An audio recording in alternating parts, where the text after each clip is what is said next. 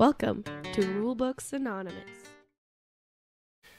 Hi everybody, this is James with Rulebooks Anonymous, and we're going to be taking a look at a new game that I got called the Taverns of Tiefenthal. I think I said that right?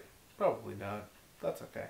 It's a game by Wolfgang Vorsch, who I have come to be very fond of his designs with like the Quacks of Quedlinburg and Ganz Clever and things like that.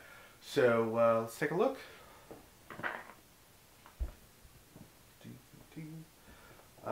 It looked pretty interesting. I actually only found out about this game recently, and I was watching the BGG playthrough the other night, and I happened to convince some coworkers to go to the board game store during lunch today to Comic Kingdom, and I saw this and I just watched the video and I was like, huh, well, I'm going to check it out. And definitely am excited about this game. So let's take a look, see what we got here. Got our instructions. And got our different boards. So in this game you are playing the part of a bar owner, and you're trying to get people to come into your bar and buy beer, things like that. And you can see you have your tables here where you're going to serve people, the bar, the bartender, so your storage area, this is the guy making your beer, things like that. And what's cool about this is that the board changes due to certain play requirements and things like that, bonuses, and so you have some high variability to the game later on once you master sort of the base game. So we have all the different boards here. There's also some different tokens. Gotta get through all those. One of the features of the game is you have these little coasters here, and during, I'm trying to remember the name of the phase, one of the phases, after you play the cards, just to preface it, this is a deck builder mixed with some dice placement, and after you place the cards, you're going to roll the 4 dice that are on here. You will take one and place it somewhere on, or actually you're going to place it down here. Then you pass it around, someone takes one, so it's a little drafting style of those dice. So that's kind of cool. And just like the Quacks of Quedlinburg, you have kind of these different little bonus tiles down here. And what do we got? Here's all the white dice I was talking about that you roll. And then you can also gain dice later on in your individual color up to 3. You have your different marker tokens, your point track tokens. Take those out. So these are your point track. They go around the track to mark your points. The brown, I know you can mark the additional ale you have. The yellow, I think you can mark the additional coinage or money that you have.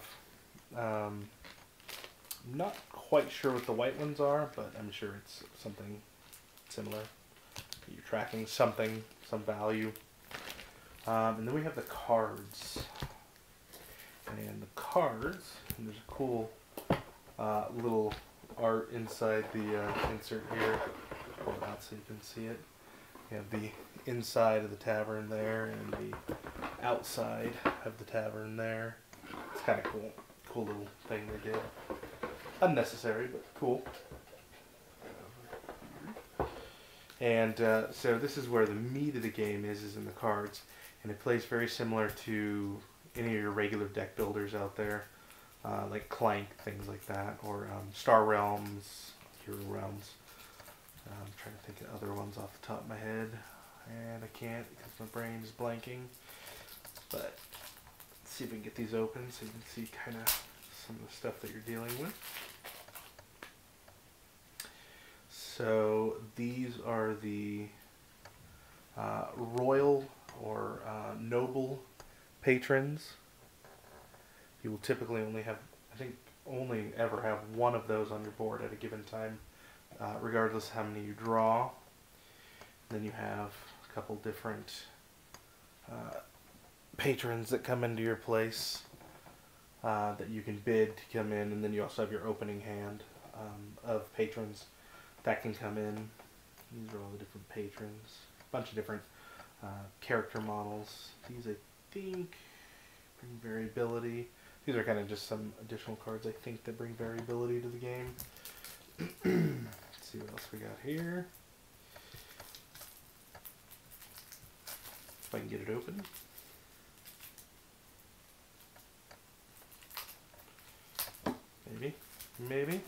Maybe. Sometimes I can, sometimes I can't. Just depends. There we go. Letter openers. They're your friends. I don't see anybody ever have letter openers anymore.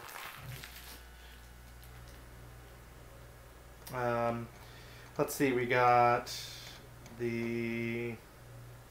what is this guy? The loot player, it looks like. Looks like a loot player. I'm not sure what that one does. Like a fortune teller. Some of these I think are kind of, once you've mastered the game, you can definitely play more. We got some more nobles. The purple. Those are cool. And then let's see this last one here.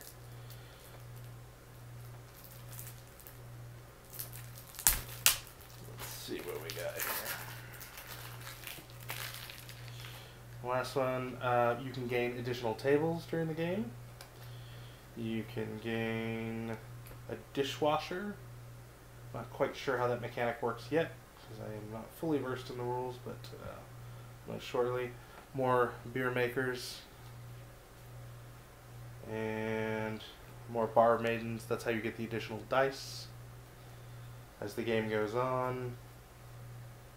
And a bar back, which I believe allows you to store additional beer that you don't use from turn to turn. And that's pretty much all the components to the game. I'm pretty excited to play it.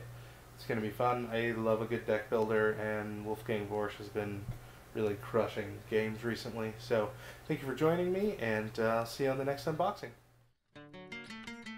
You've been listening to Rulebooks Anonymous. You can find us on social media at Rulebooks Anonymous on Facebook, Twitter, Instagram, and Minds.com. Rulebooks Anonymous is available on Spreaker, Spotify, Apple Podcasts, iHeartRadio, Google Podcasts, and CastBox.